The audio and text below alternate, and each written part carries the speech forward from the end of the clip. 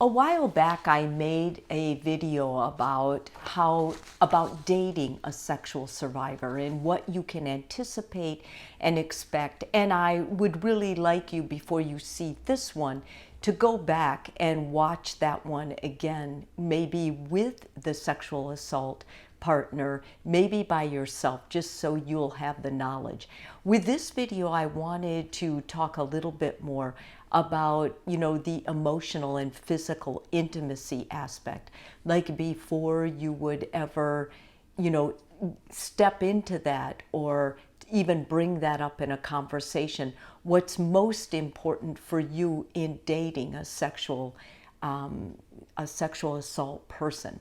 And I don't want to say victim, because many times when I say sexual assault victim, it keeps people locked in that role, and they're really trying to move on. They don't want to see themselves as a victim for the rest of their life because this happened to them.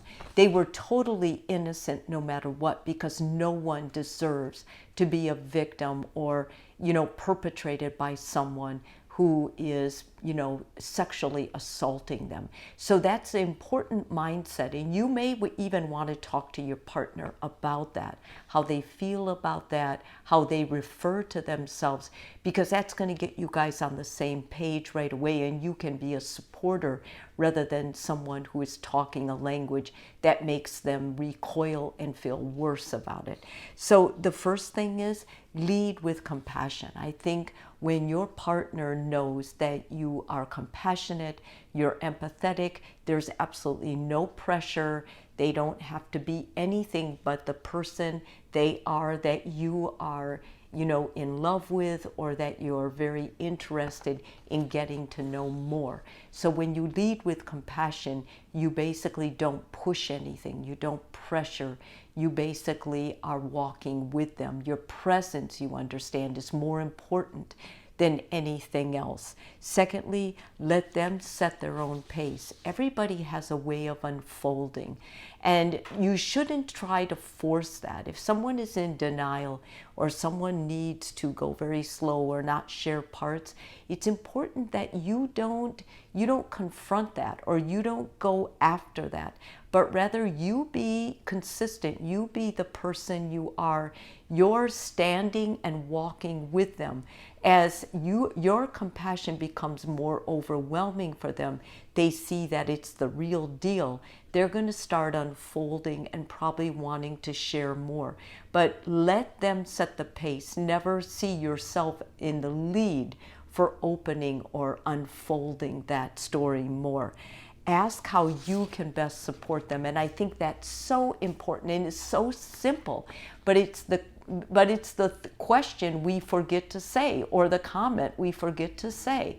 So when you ask someone, do you have any idea what I could do to help you feel supported, to help you feel safe, that automatically makes them feel safer. You're on the same page with them.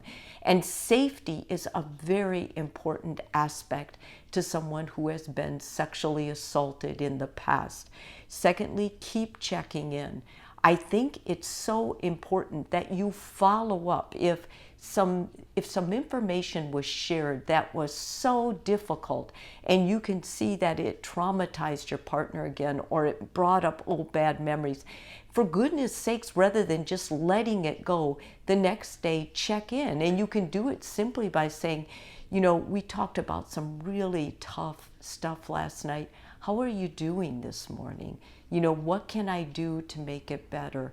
And then if they ask you a question about what your feelings were with seeing them so hurt and emotional, be honest with them. Something like, well, it was really hard because I really care about you, but I understand it's part of the healing, and my love for you provides a strength that I'm going to use to stand by you and be present, and not let anything you tell me scare me away. This story that you're carrying around is about you, and it will become more mine to help carry as we get closer. I think when someone hears that, they understand you're not going to run away because some of this stuff they tell you is brutal or hard to listen to. if you're thinking about becoming intimate, honesty is so important. And you want to be upfront and honest with them. So the first thing is that you need to have consent. And you need to tell them, I'm not going to do anything without your consent. That means consent to hold their hand. That means consent to kiss them. That means consent to nuzzle with them.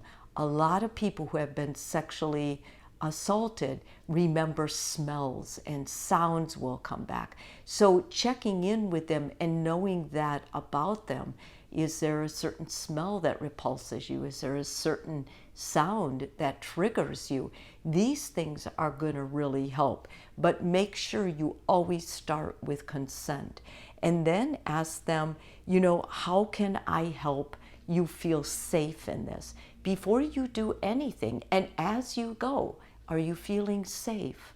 Are you feeling secure? Is this okay? When you talk to them about like that, honestly, when you're sharing intimacy, that's going to always help them feel in control. And that goes into my third thing.